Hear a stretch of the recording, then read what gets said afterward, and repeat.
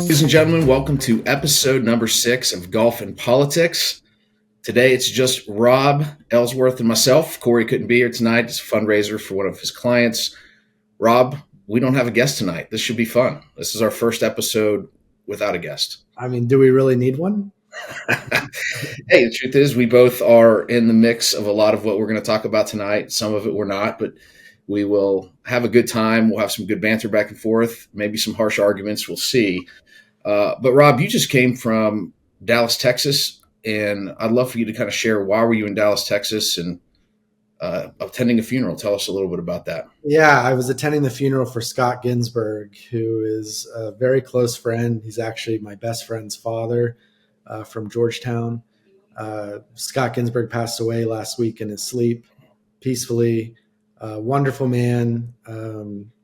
Probably one of the largest donors at Georgetown University, Georgetown Law, Dallas Symphony, Dallas Parks, you name it. I mean, he's been a generous philanthropist, really got me into golf and even more so into politics. He worked on Capitol Hill as a Senate staff director, was really the architect of, I believe the Americans with Disabilities Act, amongst many others. During his tenure. And then in business, I mean, this is a guy that started with one radio station and ended up owning more radio stations in the United States than anybody else, and streamlined the industry throughout the late 80s and into the 90s. Started DG Fast Channel, took a couple companies public. And beyond that was really loved the game of golf. And when I was in college, I was playing Haynes Point, East Potomac Park, Langston, Rock Creek, all the local munis, because I was broke. I had no money. And whenever I would go visit them in Dallas or in California, I'd play his courses that were always first rate and with nice greens, and you don't have to pay for tees or range balls. And he really exposed me, was my first sort of exposure to private golf. And I appreciate public and private golf, but it's tough to go back once you've once you go to the nice courses, it's hard to go back to Woodview, where I grew up playing. Exactly. But beyond that, I just wanted to give his family again my condolences. I got to spend the last day or so with them, and was honored to do so. And he'll be sorely missed. Sure. In golf and politics and in business. He really would have been a great guest on our show. I'm sure we would have had him on, but very sorely missed. Well, and the reality is that nobody succeeds in life without true mentorship, without people that come into their lives and just help and are a good sounding board. And they're so important. And I think hopefully what we do here on our show, we can help promote that kind of mentorship and spending time. I just went back and we showed a clip on our social media of Drew Ryan talking about one of the most important things about golf is that the time you get to spend with people. And, that's a great time for mentorship. I know some of the best business moves and decisions I've ever made have been on the golf course with business partners, talking through those things. And it's a great time to be out there and learn some character. And I'm sure you got to do that with Scott, and I'm sorry for your loss. Thank you. Yeah. I mean, just like in business and politics, everybody likes to tell the story that, they were born in a log cabin they built themselves. But it's not true. It wasn't true for Scott Ginsburg. It wasn't true for you, for me, for anybody. We all had mentors. We all had people, like Congressman Ney, who opened a lot of doors for us 20 years ago, almost, for me, probably 20 years for you. And, I'm still gracious to each of them, that helped us get where we are today. No doubt about that. Well, we're going to spend a couple minutes here. What is the future of this podcast going to look like? So far, our episodes have been us releasing interviews that we've done with some great guests. We're releasing this week. When you're hearing this episode, we just released an interview with Justin Clark that you weren't able to be at. It was pretty fascinating. He was a Trump senior staffer. very involved in the 2016 campaign and the 2020 campaign. But I think that as we move on, we're going to have guests that maybe are just golfers. We're going to have some that are just in politics. We're going to lean into both. Sometimes our interviews tend to be long form interviews. I think sometimes we're going to start doing some shorter episodes as well, mixed in. We've been releasing content every 2 weeks, and I'd really hope that we can start releasing even more content, especially as hot button political issues come up or hot button issues in the world of golf. It'd be great for us to get on and record more episodes. And I know I look forward to more banter with you, and I know we're going to talk about some of this today, but I think it's going to be important for us to get some information out there to our listeners directly from the campaign trail, directly from Capitol Hill as things develop. Right. I think it's good too that our listeners get to know us better as well, and absolutely know that we're no slouches when it comes to this business. We might be slouches at golf, but we're no slouches at politics from any perspective they might have. And I know for a lot of my favorite podcasts that I listen to, I think that the direction I like that I think works is being more informal, sometimes having shows with just us catching up on the news of the week and our hot takes. And then other times, bringing in big guests. But sometimes I think if we do a big guest every week and an hour-long show, we really don't get to get our points across too much. And, 50, 60, 70-minute shows can get long. So I think it's good to have a couple short. Yeah. And the truth is, I'm not looking for our guests to come on and for us to – I'm very interested in their perspective. When we had Marty Russo on, or even Bob Ney, or anybody, I mean, sure, there's things that we would probably maybe disagree here and there with each of them. Sure. But I didn't want to have Wayne Vallis on the show to argue whether Donald Trump is a good president or not. I'm more interested to have Wayne Vallis on to talk about his breadth of experience that is mind-blowing and the funny stories, and just give our audience some perspectives that way. I'm hoping that there's two areas too that I hope can develop. One is with some content creation of getting around the country and playing golf with local mayors or congressmen in their home district or in their hometown, and getting to know them better over a round of golf, even if it's just 9 holes, and have a camera rolling the entire time and have us mic'd up and ask them questions and you talk about informal interviews. What a great way to do an informal interview out on the golf course talking politics. Totally. And I think it gets directly at the point we've been making since the first episode, which is a lot of the problems we see today and an inability for people to work together is that they don't know each other. That's right. And the most important thing in politics, if you're reaching across the aisle or you're trying to make a deal, even in your own party, you have to trust that the other person's not going to screw you over. Mm-hmm. And, I've known you for 20 years. There are a lot of issues we disagree on. If we are working out a deal, I'm not going to go on TV and embarrass you. Right. Because you're my friend. Right. And because I know you're a good person. We just disagree. Or even if I am, I'm going to probably call you on the front end and say, hey, you need to know.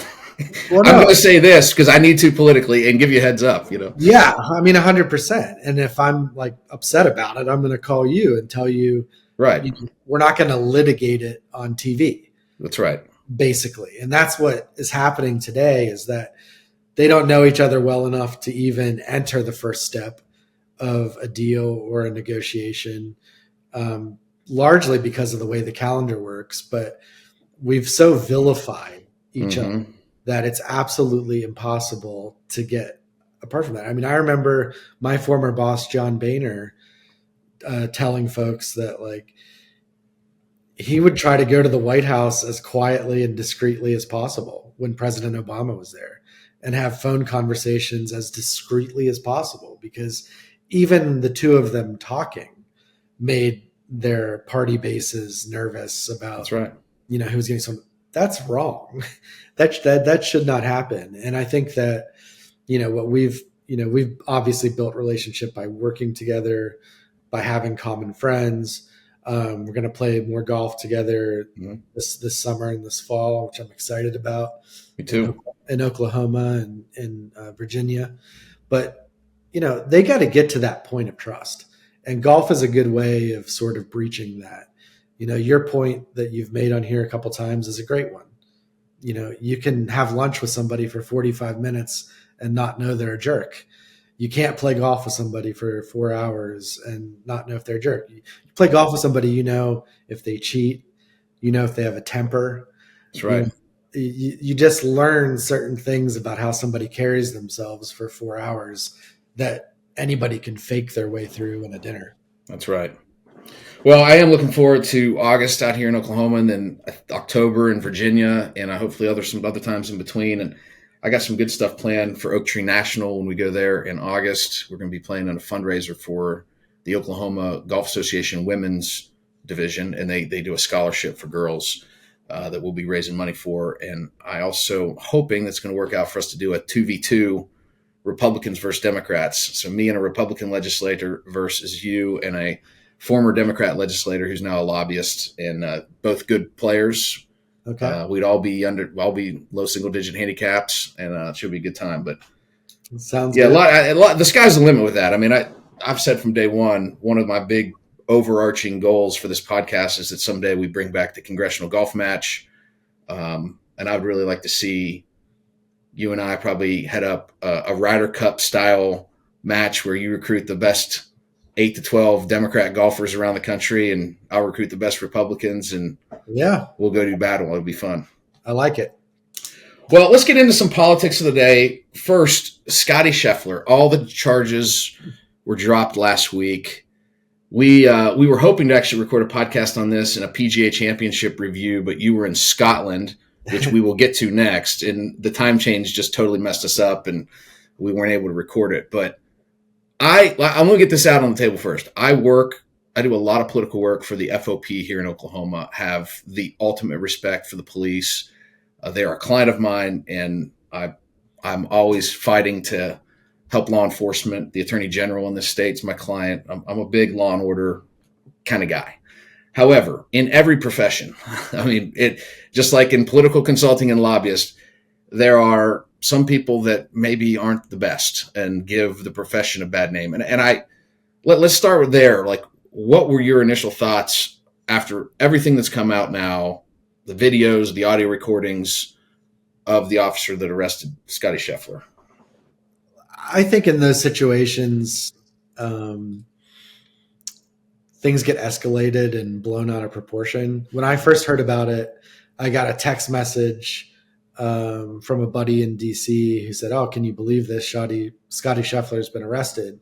And I was playing golf in Scotland, and by the time we were done with the round, my entire Instagram feed was Scotty Scheffler memes, like him getting, in handcuffs and whatever else.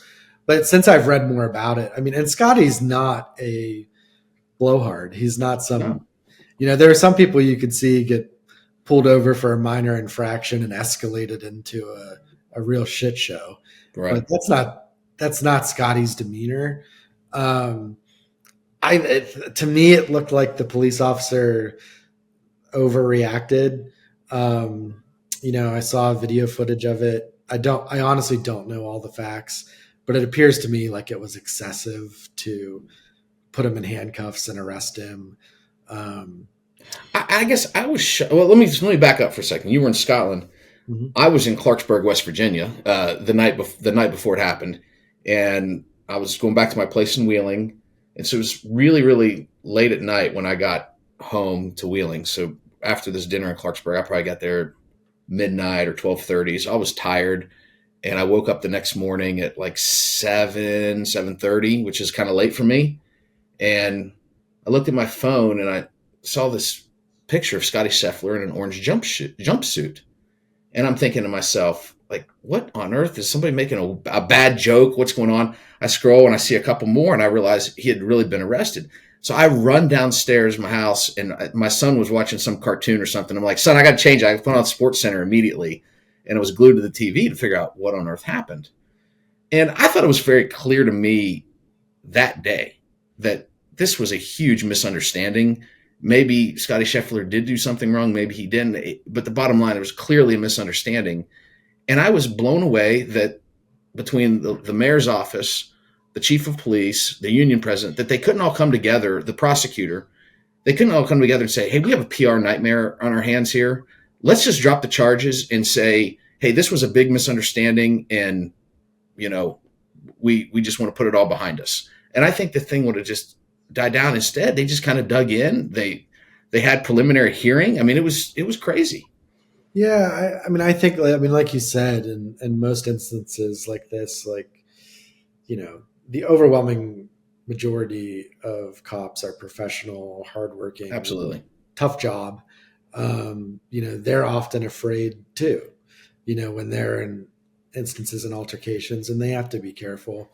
And, you know, I think sometimes people are hesitant to criticize the police, but I think it's probably just like in any industry, when you get one guy that acts inappropriately or takes it too far, it's best to criticize that person and make sure that, you know, he does better. I mean, I think he took it too far. yeah. I don't know what Scotty said to him. I don't know. But an arrest was a bit aggressive. The jumpsuit, the whole work. I mean, he got like Scotty said, the whole treatment. Now, on the flip side, if we think that that there was bad PR from the city government of the municipal government of Louisville, Scotty Scheffler's PR was out of this world good. I mean, yeah, I can't even fathom going through what he went through, the adrenaline and the emotions that he had to experience, and then he comes out because of the rain delay. He was still able to make his tee time and goes out and shoots 66. Is right in contention to win another major championship. And his post-round presser on Friday was a masterclass in how to talk to the press. And my guess is, I don't know that he, in that situation, I mean, I think sometimes people think that professional athletes and politicians in every situation have a team of people swarming around them, giving them all the best talking points and telling them exactly what to say. And sometimes, you and I both know that's not true, right? Sometimes we wish they did. We wish they did, but, you know, I have clients all the time. They get stuck in a situation. They don't have much time to think through what's the most appropriate political thing to say in the situation. They don't have time to call their consultant. Scotty Scheffler gets done with his round, signs his scorecard. He's going right into that presser. There's no real time to talk to his team and get that worked out. And I think he just showed his heart. Hey, I love the police. I think it's a big misunderstanding. I don't hold any ill will. I mean, he struck all the right chords. And I mean, a lot of times it's really important for political candidates. I think they would do a lot better if they showed some grace in situations and showed some restraint. That's clearly not always the case in politics or in professional athletes these days. It's like we have a bunch of people that want to get clicks, and so they're very quick to be combative, and combative is not always where you need to be when you find yourself in those kind of situations. Well, first, there's no better PR in the world than shooting 66. Yeah, that's true. You know, whether you just came out of the pokey or not, you know, 66 is 66, especially at Valhalla. I think that the other point I would make, and I agree with everything you said, is that the missing factor that some politicians have and some famous people have is an authenticity, and they're genuine. And Scotty is an authentic, genuine dude. Right. You can't coach that. That's true. You can't teach that. You know, you're either genuine or you're not, you care or you're not, or you don't. And any Joe on the street can tell a mile away, regardless of their level of communication, sophistication, right? Right. So I think Scotty genuinely is a chill dude. I think that he knew he probably didn't do anything wrong and that would eventually come out, even though he was frustrated. But he handled himself extremely professionally. That showed through. And that's something you can't coach. Right. In any politician. You know, they're either genuine or they're not. That's right. The other stuff you can fake. Yeah. Well, that's a good transition point. When you go back and listen to the Justin Clark interview from last week, I'm sure there's plenty that you're not going to agree with what Justin had to say. He's a former Trump senior staffer, Yeah. but I thought that Justin made an interesting point, and I'll let this kick off our next discussion, which is the 34 count felony conviction of President Trump. I asked Justin the question of, how on earth did a billionaire from New York become the champion of the poor white working class in America that has historically been hardcore Democrat? How does a rich billionaire from New York accomplish that? And Justin's answer was authenticity and an issue set. He was a two-pronged answer. He had authenticity and an issue set. And his argument is that look at the nominee from 2012, also a very rich businessman. His business ethics were questioned, just like Trump's business ethics were questioned. And Romney spent the entire campaign trying to hide who he was and obfuscate his wealth and his business practices, where Donald Trump just came out and was brash and bombastic and probably exaggerated a lot of things throughout his whole career. It's kind of who he is. That's his stick, but that's what he continued to do as a political candidate.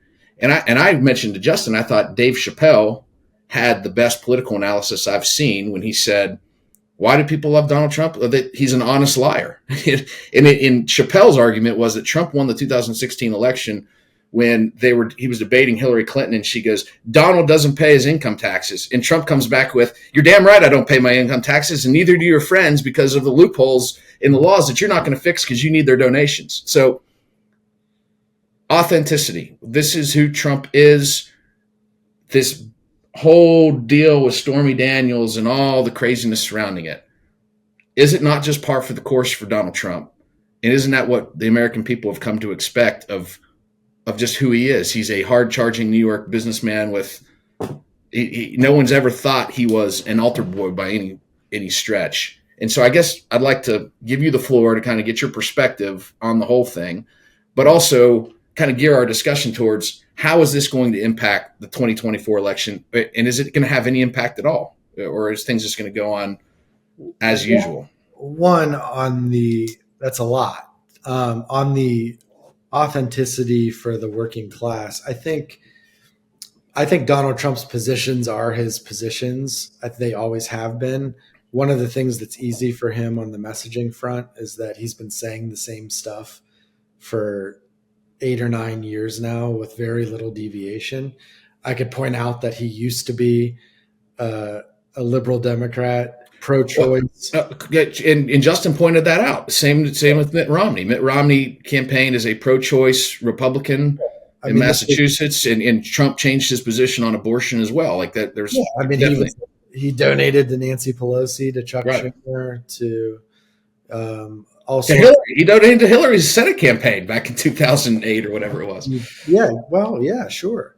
But a lot of the things that he argues for are grievance politics, are frustrations that, rural voters and where places where we're from, manufacturing places, where he sort of tapped into their frustrations. I don't think the policies he offers are pro-working class. I think the Democrats offer more of a focus to the working class, but Trump connects better on the sort of core issues that go directly to people's guts, right? His anger at China and frustration with China. He's great at pointing out problems. He doesn't really offer clear solutions in many cases. So, Trump is great at saying, you're struggling, your life is hard, and it's because of them. And them can be immigrants. It could be the Mexicans. It could be Muslims. It could be Northeast liberals, media elites, anyone but themselves. At no point is there any accountability offered on any front. It's you're struggling, and it's because of the media. It's because of the Democrats. It's because of the immigrants. It's because of all these other factors, right? Not saying he's actually going to do anything to change that, but he taps into that. And he has also tapped into sort of core cultural issues. the flip-flop on abortion, which is a fascinating issue because, he's taking credit for overturning Roe v. Wade. Yet he's pivoting on it now. He put the 3 judges on there, but the pivot on it now for folks that are genuinely, truly pro-life, and I respect the position.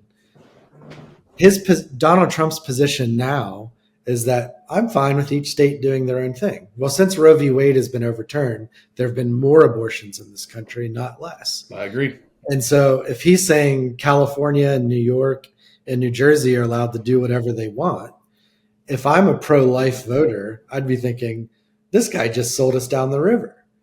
Now, I'm opposed to his decision because I think it removes a choice for typically low-income women in red states that don't have the ability to seek health care outside of the state.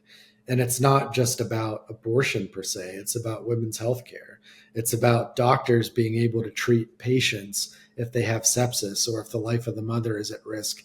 And places like Idaho, where I was chief of staff to a congressman there, where doctors are leaving the state because they're afraid that if they offer life-saving medical care to the mother, that they could be prosecuted. So when we get to the Donald Trump issues, whether it's abortion, guns, he used to be, not a NRA pro-gun guy, religion, he says 2 Corinthians, that's the whole ball game. Like, look, I'm not one, I don't know what his personal worship is like. That's his business. Sure. But again, I also think I have a guess. Yeah.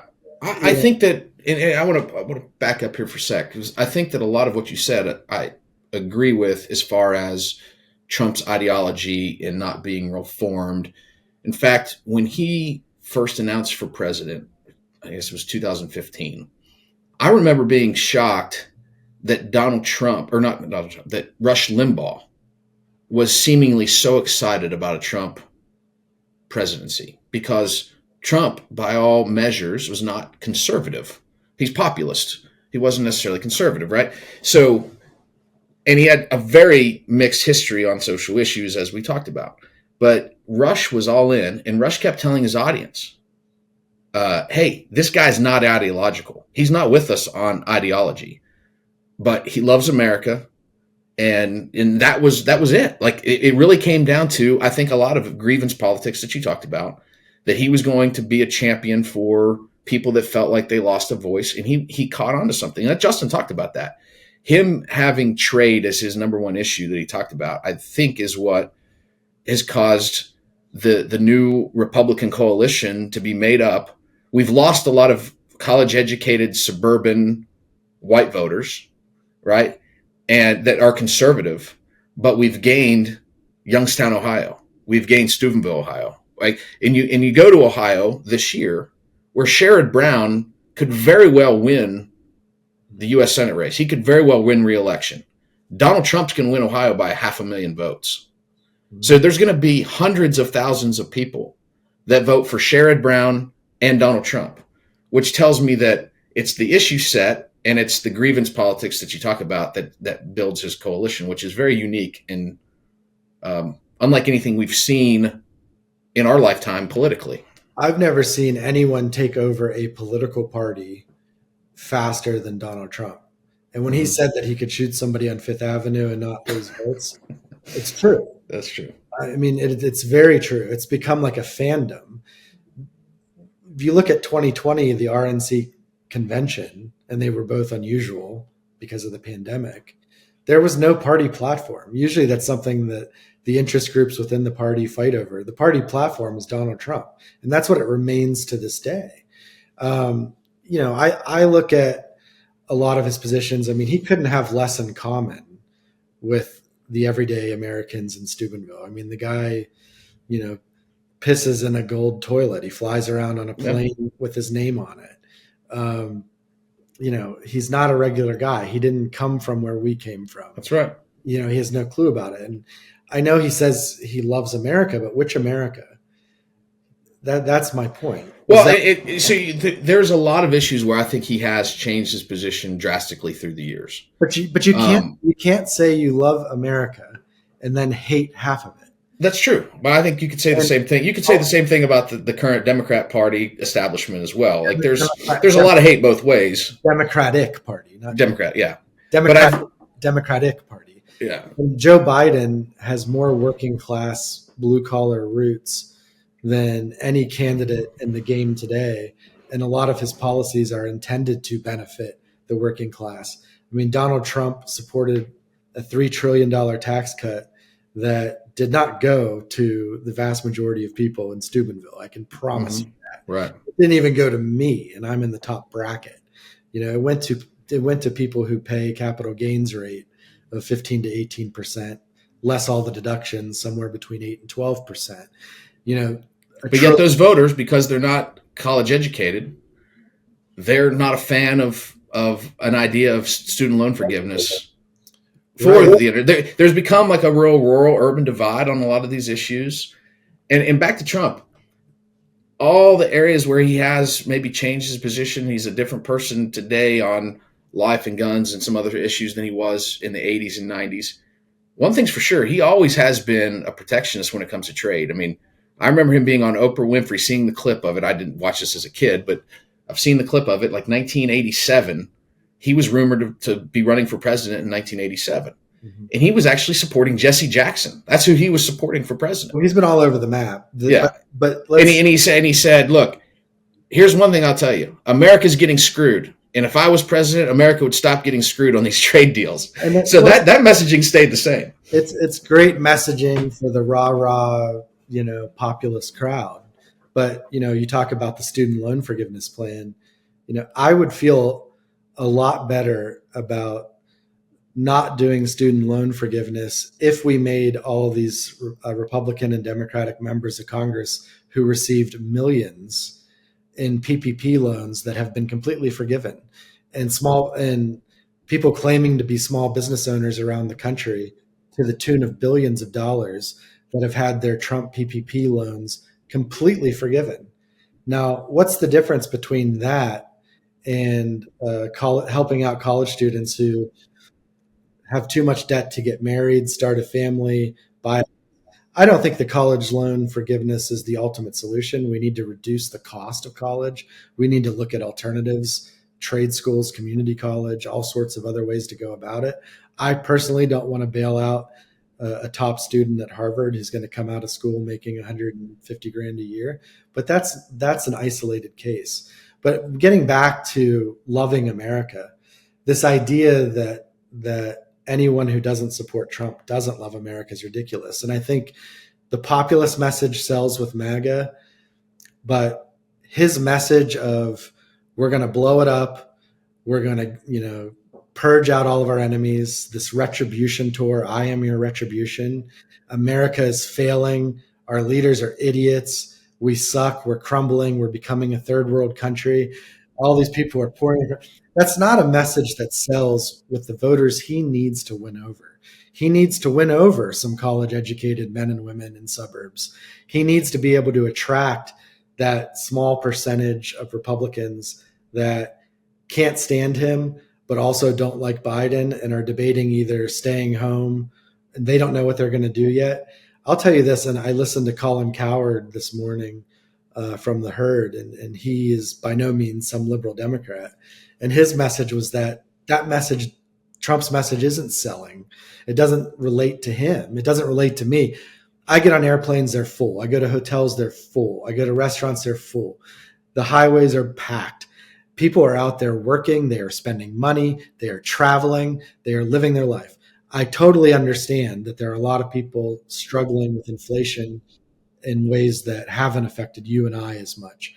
I don't look at how much bananas or milk costs at the grocery store. I just buy it. When I go to the gas station, I'm fortunately enough to fill my tank and not even look at what it costs. I put my credit card in, I gas up, I leave. It doesn't bother me, right? But to a lot of Americans, it does. Donald Trump is right to focus on those issues. Now, I don't blame all the price increases on Joe Biden. A lot of that has to do with the pandemic. There was also $8 trillion of debt lopped on during the Trump administration and tax cuts, spending. The last $2 trillion of that was on during the pandemic. Biden certainly spent his fair share in his first 2 years. But the bottom line is inflation has dropped. It's now lower than anywhere else in the world. Wages are rising. Unemployment's at a 50-year low. The stock market's at an all-time high. This message that America sucks, that we're a failure, and we're only a good capitalist country with a good economy when Donald Trump's in office, not when anyone else is there. And we do respect the courts and prosecutors when it's against Democrats. Bob Menendez is going to go to jail, and he belongs to go to jail. Is that a fraudulent investigation and jury? Of course not. He had gold bars in his closet. Hunter Biden's probably going to go to jail for tax evasion and gun charges. Is that trumped up? Maybe you could argue he wouldn't have been investigated in the first place if his dad wasn't president. But the bottom line is he did it. And that's the same thing with Donald Trump last week. Is Alvin Bragg a Democrat? Of course. Does he like Donald Trump? Of course not. Does that mean that Donald Trump wasn't fairly indicted? Does it mean that both sides of the case didn't get their voir dire and didn't get a chance to screen every single juror? Is there any specific evidence to the judge being a crook? Now, these are all talking points that I think if I was a MAGA guy, I would be advising him to say. You got to muddy the water. But look at his actual defense. He could have said, and I would have probably agreed with this, yeah, I slept with this woman, Stormy Daniels. Yeah, I was embarrassed about it. I didn't want my wife to know. I didn't want it coming out in the campaign. I agreed to have my lawyer pay her hush money. I did that. But these are misdemeanors. These aren't felonies. This is going too far.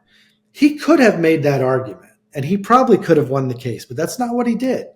In the opening statement, his attorney said, it is a lie that Donald Trump slept with Stormy Daniels. It is a lie that Donald Trump slept with Stormy Daniels. Now, nobody in their right mind believes that Donald Trump did not sleep with Stormy Daniels. So he starts the case with a lie, and he offered no defense about why these payments were made. It was just shoot the messenger. Well, you can't trust Michael Cohen. Well, Michael Cohen is also a criminal. But the interesting thing about prosecuting criminals, any prosecutor will tell you, is they don't hang out with a lot of upstanding guys. They tend to hang out with other criminals. And you go through their defense, they said, well, Michael Cohen made these payments out of the goodness of his heart. Donald Trump had nothing to do with it, even though he was reimbursed with the same amount plus what would be taken out of taxes.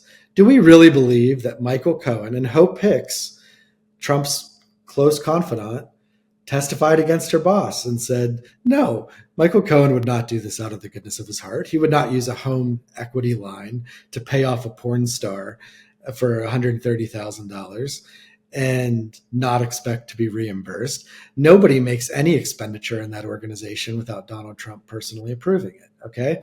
So we get to this point. He's convicted by a jury of his peers unanimously on all 34 counts. I thought there'd be a hung jury on something. Now let's be honest about 34 counts. Mm-hmm. I mean, we're talking about the same issue, 34 different things. Every ledger entry, every different check, every report. Like there's 34 counts, but it's really one thing that they're bringing, not 34. You make it sound like 34 different crimes. Technically, I guess that's how you could classify it, but it's as if I heard somebody use the analogy. It's like if you're in a place where marijuana is illegal and you're caught with marijuana and you get charged every time you gave somebody else a toke off that joint. Look, I'm not going to get caught up in I'm not going to get caught up in the semantics here. Over a 5-week period, they went through the 34 counts, whether it was 34, 2, or 134. They spent 5 weeks where both sides got to present their evidence, and then they spent 3 days deliberating. And of these 12 jurists, they agreed unanimously that he was guilty. Now, there's been a shoot the messenger strategy, which is smart politics. You've got the Speaker of the House coming out, Yeah. going after the jury. I mean, jury trials are what level the playing field for all of us. They could say, well, it's in Manhattan. Donald Trump lost Manhattan. You don't think there are 12 Republicans in Manhattan? You don't think any of the 12 of them might have voted for Donald Trump? One of them probably, maybe not. Let me get into that. So let me give me a second. One of them said he gets his news from Truth Social. How many Democrats are on Truth Social? Okay, so let's back away for a second and let me give my point of view on the whole thing.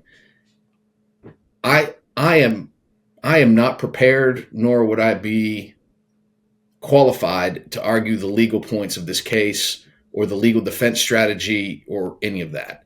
But I know for certain that if I'm Donald Trump, I've got to do everything politically more than legally. It's way more important for Donald Trump to win in the politics of all this than it is for him to win in court and be acquitted, in my opinion. And so I think that he's right to kind of bring up from the beginning that this whole thing is a sham. I mean, Bragg literally campaigned for DA on taking out Donald Trump. I mean, if you've ever watched the show Billions, right? I mean, it's kind of similar to that, right? Where you have a target and it's all about finding something on a target. And I don't think that's ever how the justice system was supposed to work. It's you find what you think is a criminal and then go try to find a crime. But I've seen that happen to too many people. But on Billions, I think that's clearly happened to Trump. On Billions, Bobby Axelrod was guilty every time. So even though there is an axe to grind, look, every investigation of I don't know that he's guilty every time, or were there times where he was entrapped, right? I mean, there's situations like that. But regardless of the legal thing, I'm not a lawyer, and I'm not qualified to even argue it. I don't have the brain power, I guess, to even understand all the legal proceedings. But from a political standpoint, you've got a prosecutor that campaigned on taking out Trump. You've got a judge that donated to Biden. His daughter does what I do for a living, but for Democrats. Okay. You got Manhattan. There's no place on planet Earth that hates Donald Trump more than Manhattan. He literally got 12% of the vote. 12%. That's untrue. Washington, D.C. hates him. Oh, yeah, you're right. I'm sorry. Washington, D.C. is another place. And we're proud of it. We're damn proud of that. Yeah. I mean, so you have this incredibly difficult situation where there's no way that you're going to get a fair trial. Then you look at the facts of this case. I mean, we're talking about legal expenses that were marked as legal expenses. Where are we going here with this? And I think that honestly, from the politics of it all, Joe Biden was put in a bad situation because Joe Biden, if he was, I think, politically smart, because you talk that Trump needs the college-educated former Republicans. I would argue that he doesn't. That's not his path to victory. Donald Trump needs low-propensity, uneducated voters to show up. He needs the same people that showed up, that voted for him in 2020 to show up again and vote for him. And those are the people that, we get back to the issue set, those are the people, like I was behind somebody in the grocery store yesterday who went to pay for her groceries and only had $33 in a bank account to pay for $60 worth of groceries. Then she's scrambling to find cash out of her purse. And milk is $5 a gallon. And in 2020, that same store where I buy my milk, that milk was $2.25 a gallon. So, over a 100% increase in the cost of something that most people need. Yeah, it doesn't affect you and I. We're blessed to make the money we do. But somebody making, $35,000 a year or is trying to support a family, it's incredibly difficult to live. And so those are the voters that Trump needs. Trump needs those voters. So he's not really worried about whether he won in court or lost in court. It was a kind of a win for him politically.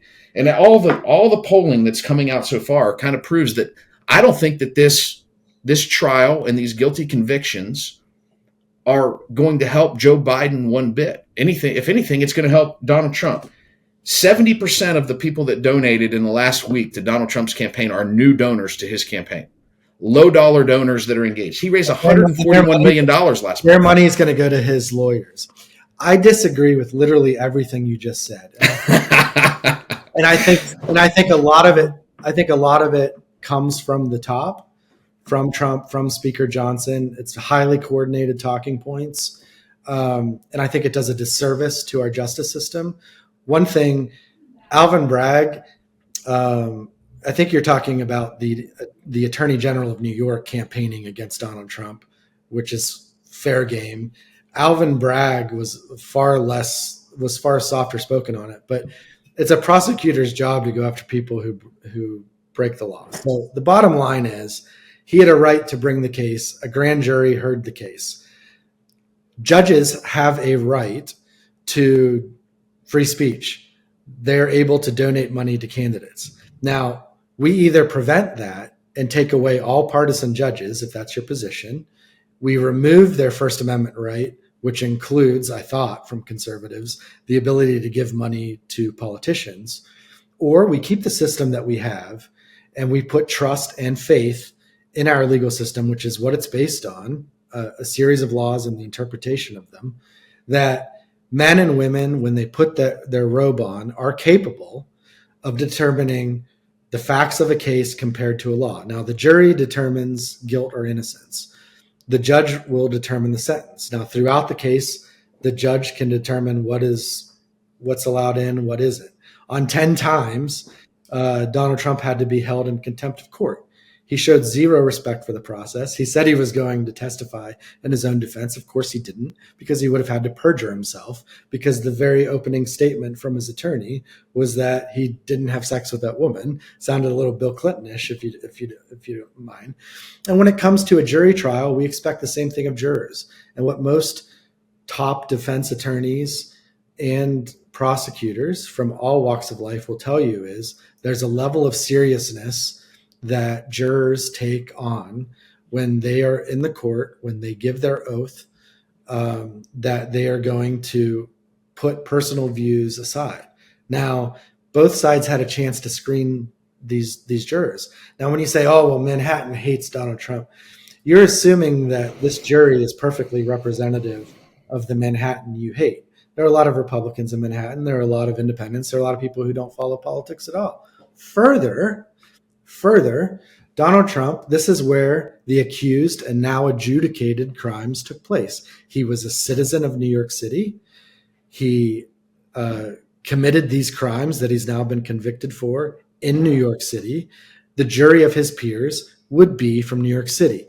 If he doesn't want to face a Manhattan jury, stop committing so many crimes in Manhattan. It's that damn simple. Now, the Billions example was another great one where, look, Bobby Axelrod was up to no good. He picked a fight with the prosecutor every single time. I'm trying to remember the prosecutor's name. Chuck Rhodes. Yeah, Rhodes. He needled him in the eye. Donald Trump has a great job of saying, becoming a politician, sticking his finger, poking every bear imaginable. And then whenever any bear pokes back, whether it's a Hollywood actress on Twitter or whether it's a prosecutor or whether it's another politician, he's like, oh my goodness, can you believe this? They're being so mean to Trump. What a bunch of bullshit. What a bunch of bullshit. And then when it comes to the polls, where I disagree with you on, one, it's Monday. It's too early to see the full effect of this. I want to see a lot of polls over the next couple of days. I want to see them over the next week. The only thing that matters is it's sustainable. If you look at 2016, every time Trump would have a terrible moment, whether it was criticizing the Mexican judge, who, by the way, was born in Indiana and appointed by Arnold Schwarzenegger, that found him liable in the charity fraud case. Oh, yeah, he's already been an adjudicated charity fraudster, or a university fraudster and charity fraudster and business fraudster. Before any of this happened, his poll numbers went down 5 or 6 points. They never went to Hillary. And then a couple of weeks later, they'd come back to Trump. Then he had the Access Hollywood grab him by the you-know-what story. Yeah. His numbers tanked to 39. Hillary's never went up. All those people came back to Trump. The question is, over the next couple of weeks and months, does he lose 2 or 3%, and does it go to Biden? And then when we get to the next point you made about Trump not needing the college-educated voters, look, they both are competing for the 9% of undecided voters, which are low propensity undecided voters. I tend to think most of them are probably easier for Biden to bring home than for Trump to convert. I think Trump knows he's not going to get to 50% in the swing states. So if he's going to win sub 50 in the swing states, he needs to pull Biden down. If I'm Trump, he needs to get those liberal voters that are mad at him about Israel and Palestine to stay home or go third party. He needs a certain element of them to go to RFK. Or, it's less about what he can get into his camp at this point. I think people have made up their mind on Donald Trump. It's what can he pull away from Biden? And that's fair analysis. I disagree. I mean, it's no surprise. I disagree with the analysis, but it's a fair analysis. We probably disagree on just about everything when it comes to Trump. Mm-hmm. When I'm looking at, and this is where I'm drawing my conclusions from. I don't really watch a lot of the national narrative stuff, but when I'm working in a lot of swing districts. And when we're looking at polling numbers in districts that could go congressionally to either Republicans or Democrats, the districts where there are a lot of college-educated voters, I think that Trump will struggle, and I think the Republican candidate will struggle. We just lag so far behind with college-educated voters. Look, Trump has lost a lot of voters from the Republican Party, period. But the gain has actually been just about a net positive. We're really where we were, if not ahead of that, in 2012 when Romney was our nominee. Well, because there's so many that Obama, frankly, being a little more liberal than Bill Clinton, he lost some Democrats, right? Those came. Trump kind of gave them a reason. They were kind of in this limbo for years.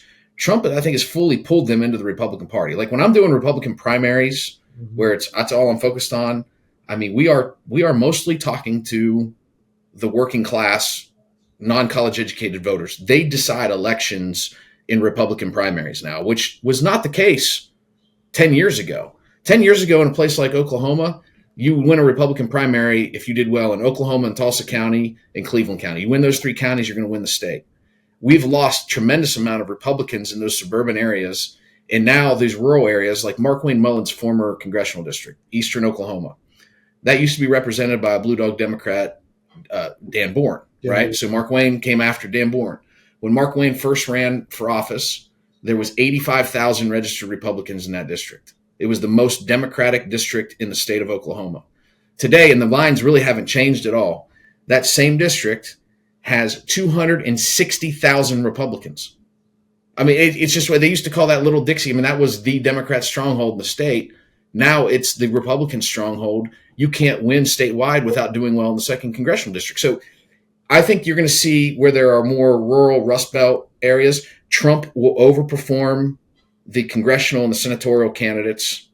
And then where there's a lot of college educated voters, Trump's going to lag behind, and those candidates are going to have to kind of separate themselves from Trump and not appear in lockstep with him.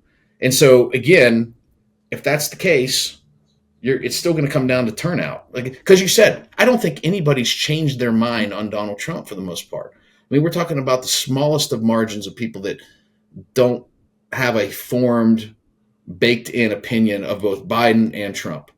So it all becomes about who can get the intensity of people to show up. Biden does not have there's people that are not going to be showing up to vote for Joe Biden. I am.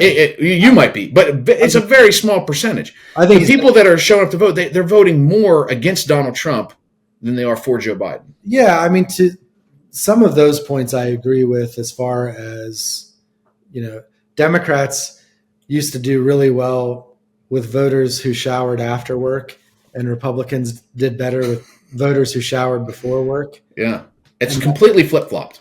And that has flipped. I mean, that's absolutely true. And largely cultural issues and some economic issues, trade being one of them.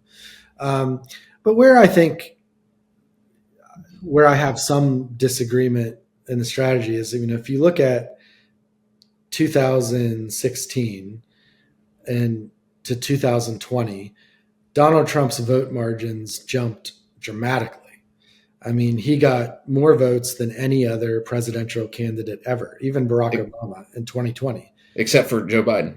And Joe Biden got 7 million more than that. Mm-hmm. Now, I don't know if Joe Biden's going to win the popular vote by 7 million this time, or by 4.5 million or 5 million. but he's going to win the popular vote.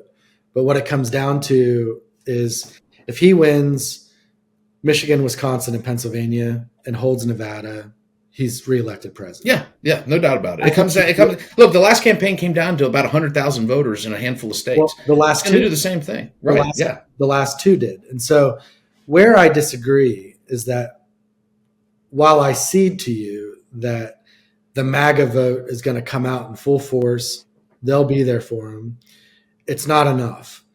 And even though I worry about Biden's intensity numbers, there has been no better vote getter for Joe Biden and for the Democrats than Donald Trump. And as much as he motivates your side, he motivates ours too. I totally agree with that. Hey, we agree on something 100%. But after his win in 2016, where he threaded the needle perfectly by 42,000 votes in 3 states. In 2017 was a bad year for Republicans. 2018, 2019, 20, 21, 22, 23, right? Every single year since. In midterms, underperformed. The red wave that we all heard about didn't happen. Yep. You look at the elections in Ohio, in Virginia, Kansas. Don't underestimate abortion and hatred of Donald Trump. I agree with that 100%. Look, if this election's about abortion, we're going to lose. If this election is on that issue, we're absolutely going to lose. We've been, on the Democratic side, we have been overperforming lukewarm poll numbers for 7 years now in every election, off and on years. We have been overperforming. Donald Trump has been underperforming his final poll numbers, his final polling averages in every primary this year by 7%. So I'm not questioning the validity of the polls. I think the polls are accurate insofar that we have a very evenly divided country within the margin of error, that turnout will matter, intensity and enthusiasm will matter. But my Republican friends are overconfident this year. And you may win. You might. We'll see. This thing's tight enough that one big Biden mistake or gaffe, one of them has a terrible debate, something terrible happens along the way, this thing could go either way. Yeah. But one thing I hope you'll agree on is if I'm Donald Trump right now, or if I'm the people around him, right, I'd much rather have him out there talking about solutions to inflation and to immigration and hitting Biden on those issues and making this a referendum on Joe Biden than coming out every day talking about Trump and his retribution tour and blowing up the government and America being idiots and, all this other shit. The voters he needs to convince don't want to hear that. His base loves it. It's in economics, we call it a diminishing marginal return. I agree. The first bite of that. It's going to be a mix. I mean, the base politics of this is fascinating, though, to see just in the 48 hours after the verdict, he raised $70 million, 141 million last month, 70% new donors. That's a good metric if you're Trump. And here's the thing, and I do know that there are plenty of Republicans that live in their echo chamber, some of which are my family members, that in their mind, there's just no way. There's no way that Joe Biden can win. And it's a guaranteed thing that Donald Trump's going to win re-election. Now, I would argue that I believe, if I had to bet, I'm betting on Trump.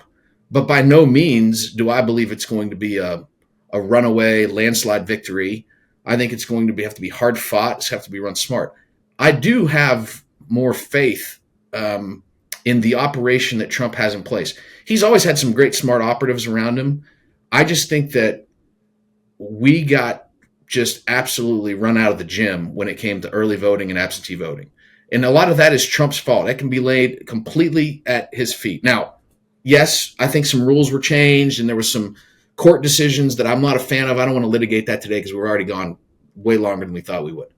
But Trump did not help himself, nor did he help the Senate when he said that telling people not to vote absentee. That has to be about the dumbest thing that happened in 2020. Agree. And I do think, while Trump's never going to come out and say, I was wrong on something, he has come out multiple times and said, we are going to do much better on absentee ballots this time around. And Chris LaCivita and the team that's in place on the Trump side, they are going to have a ground game. Well, you said all that money is going to his legal fees. I'm sure some of it is, but the Republicans will be well funded when it comes to a ground operation, and that will matter on both sides on who can turn out the vote. When it comes to money in politics, the one thing I've learned about it over the last 20 years is that early money is better than late money. Early money helps you build the ground game, the infrastructure, the data, knowing where your people are, how to turn them out, opening offices in all these states and districts, and having the team in place. Late money can buy you TV ads, but then it's too late, right? Yeah. I remember an old Bob Ney saying, those who are with me in a tough primary will be my primary concern, and those who show up late in the general will be my general concern. And that's true in politics. So early money matters more than late money. But I think when the election is over and you look at the total spend on both sides, it's going to end up being comparable. Okay. I think the Democrats will probably end up outspending the Republicans, but it's not going to be the reason why Trump wins or loses. As for the people in their echo chambers, I've got a lot of friends here in DC or New York or in cities like yours who can't believe that it's possible that Donald Trump could possibly win. They can't fathom it. Now, when it comes to the Trump people that think he's a shoo-in and they can't imagine Biden winning, I'm less interested in their punditry because a lot of them still think he won the last election, and so does their candidate. I don't know how it's possible he thinks that, but apparently he does. So the bottom line is it's going to be tight. It's going to come down to number of people that you could fit in a football stadium. Yeah. And we don't know yet. No one knows yet. It is close enough right now that all we can do is pontificate. That's right. And we're doing a good job of that today. So. Yeah. In 2016, you could say, well, Hillary lost because Jill Stein took more votes from her in Michigan and Wisconsin and Pennsylvania than would have made the difference. But Gary Johnson took a bunch of votes that could have gone to Trump. I could make the argument that the FBI director, Comey, coming out 11 days before the election, screwed Hillary and gave, an excuse for never Trumpers. Or maybe when she called us a basket of deplorables, maybe that had something to do with it. The bottom line is every election, dude. I mean, every election, I don't care what it is. When you lose, especially I lost one in Oklahoma one time out of 300,000 votes cast in a statewide primary runoff. We lost by 278 votes out of 299,000 votes cast. You don't think that you sit around when you lose by that razor margin and think, if we would have just done this, if we'd have just done that. Everybody does. And that's, I think it's going to happen here. We're going to see the same thing. The last thing I'll say, it's going to be interesting. I think you're right. All we can do is pontificate. The market, just like the market can change, the political winds can change. A lot's going to happen between now and November. The one area that I believe is going to be very interesting to follow is how working men of color under the age of 50, non-college educated, how do they vote? Historically, they voted 90% Democrat. If they begin to change, which we're seeing that in some polling. Now, some people are discounting it, but it is popping up that especially African-American men, if this conviction is going to matter somewhere, it may matter with that group. And I'll be interested to see how it plays out. I also think that there's some books been written about this and some ink spilled on it. And I don't want to get into it now, but I'm just going to lay it out there. Maybe this would be a good discussion for a future topic. And maybe it'd be good to have one of the authors of some of these articles and books come on our podcast. African Americans have voted as a block for many, many years, 90% plus. There's a lot of social pressure that comes with it. They're not necessarily ideologically liberal, African Americans. They've just voted Democratic for years and years. If that begins to change and you see 20 to 25% start voting Republican, you're going to see a massive shift even more in presidential politics. I'm not saying it's going to happen. You and I have had this discussion offline. I do think it's just something to watch with a close eye to see how it develops. I think if you're Joe Biden, you cannot take the African American community for granted. he's going to have to do some serious work in the African community. And the African American community is different than the far left that he seems to be doing a lot of work toward. That electorate, that part of the electorate, is way different than the inner cities. And Well, so it'd be interesting to see how it plays out. Anytime any politician in either party assumes that an entire block of people are monolithic, it's a problem. The Hispanic Latino vote is not monolithic. Not at all. Cubans in Florida vote differently than Latinos in Texas. So it's important that, and I know the Biden campaign is doing a lot of outreach. They're highlighting what they've done policy-wise for the African-American community. And I think that, but an ad campaign alone and a few stops alone aren't enough. They need to really activate leaders across the country in the Black community and in the Hispanic and Latino communities to remind people why the Democratic record and proposals are better than Donald Trump's. If Donald Trump gets 25% of the Black vote, this election's over. Right. I would say if he got 18% of the Black vote, I will take you on an all expenses paid trip to Bandon Dunes if Donald Trump gets 20% of the Black vote. It's recorded. We've talked into the recording device. If he gets 20%, 20%, good luck with that. I'll go with you to Bandon Dunes anyway because I love Bandon Dunes. If I have to pay for it to do it, I will. I actually have a trip planned for there that I need to talk to you about, so we can work. I do have one last point that I want to make on the basket of deplorables comment. I'm good friends with Robbie Mook, who was Hillary Clinton's campaign manager. And I've talked to him about this and obviously was not a great phrase to put into the speech. And I actually got into a fight with my late father about this, who was not a Trump supporter, but he took the basket of deplorables comment to be absurd and ridiculous. And it's one of those things in politics where you don't get to parse out the words and the context of the speech. But I do really believe this because I've looked at the speech. I know the people that wrote it. They were not saying every Trump supporter is in a basket of deplorables. What they were saying, and this is my true belief of Trump supporters today, there are a lot of good people that I am friends with, that I am family with, who support Donald Trump, either for his trade policies, his manly bravado, or whatever position on abortion they agree with on that Trump takes on a given day. But the dark side of Donald Trump is that he does give leeway and credence and welcome to deplorable groups like the Proud Boys, groups like the ones in Michigan who plotted to kidnap the governor and Trump laughed about it, groups in Charlottesville that were, protesting against Jews, some really nasty groups in the underbelly. And what Hillary failed to do was distinguish between everyday traditional Republican Trump voters clearly and these groups that Trump never condemns. Mm-hmm. I'm not saying he empowers them, but this is the January 6th crowd. This is the kidnap the governor of Michigan crowd. This is the Charlottesville crowd. And these folks, I'm comfortable saying, belong in a basket of deplorables, and that's kind. What I would like to see Donald Trump do is condemn them and clearly condemn them and, make it clear. Now, Hillary was inartful, but she was not saying that you are deplorable because you support Donald Trump. That is, if you reread the speech, if you watch the speech, if you talk to anybody that was involved in it. But just then, it took me 4 or 5 minutes to explain that. Sure. In politics, you've already lost. If you're explaining, you're losing. That's right. There's a lot I could argue on that, but I'm going to give you the last word.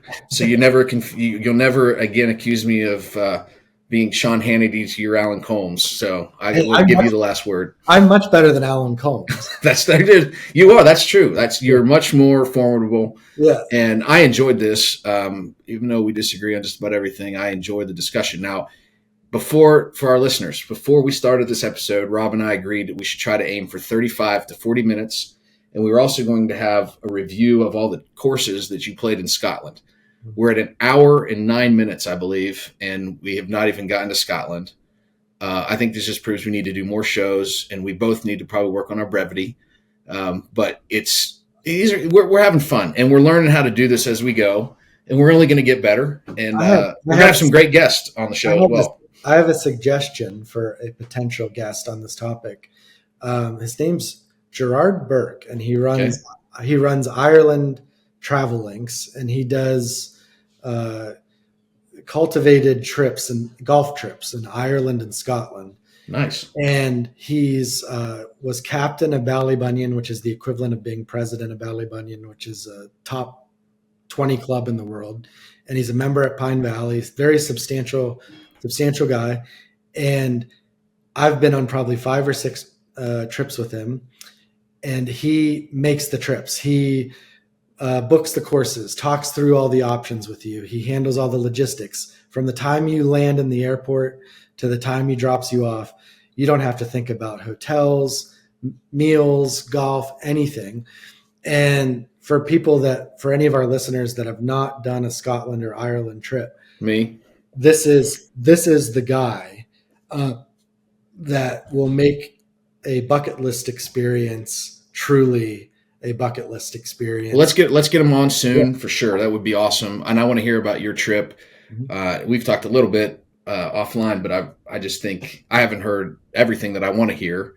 And I'll tell you that the post that made me most jealous is not the right word, because I'm happy for it. Like jealous, it would imply that I'm not happy for it. I'm so happy for you. Yeah. I have a fear of missing out. Like I wasn't there. Just the picture you showed of all the golf balls and all the ball markers you collected from every course you played in 12 days. I told my wife, I'm like, this is going to change. In non-election years, like every chance I get, I'm getting on an airplane. I'm going to go play nice golf courses. Well, our schedules, it's so important to do that. Our schedules are opposite. So right. Election years are my golf years, because all the politicians are back home campaigning, and there's very little there's still stuff that happens here. I don't want to say there's nothing going on. And then your election years are your busiest. Right. So it's tough, but I will show anyone that watches here next time I'll film from my office, and I have every logo ball of all 700 courses I've played since I was 11. And I collect a ball marker and a logo ball from every. It's cheaper than collecting a shirt or a hat. Right. So if you can see, I don't know if the viewers can see behind my shoulder, I have jars of golf balls I collect golf balls from every course I play too. And then if you go up here, see if I can adjust my camera. Those are my 50 favorite courses up there. Well, some are top 100 courses. Some are just, courses from the Ohio Valley that I just love and played in high school or college. But yeah, I collect golf balls from every course I've played, and I'm going to start collecting every year. I told my wife a new goal is to play at least 50 new courses every year. And I want to start collecting pencils as well from every course and just have displays and then have the year and list all the new courses I played. You know what else is a cool collectible that's free if you play the course? Match boxes. Oh yeah. Every top club has match boxes with the logo on it, and I've seen people collect. When they get to 50 or 100 of them, they get the match boxes framed. And it's it's a cool collectible as well. Well, thank you for listening. Check us out on social media, Golf and Politics on Instagram, Facebook, Golf and Politics Pod on X. We're just really appreciative of everybody that listens. And please download, subscribe on Apple Podcasts or wherever you get your podcasts, or watch us on YouTube. And we're going to keep working at this and try to bring you good content. And if nothing else, Rob and I and Cory, when he can join us, we'll always have fun.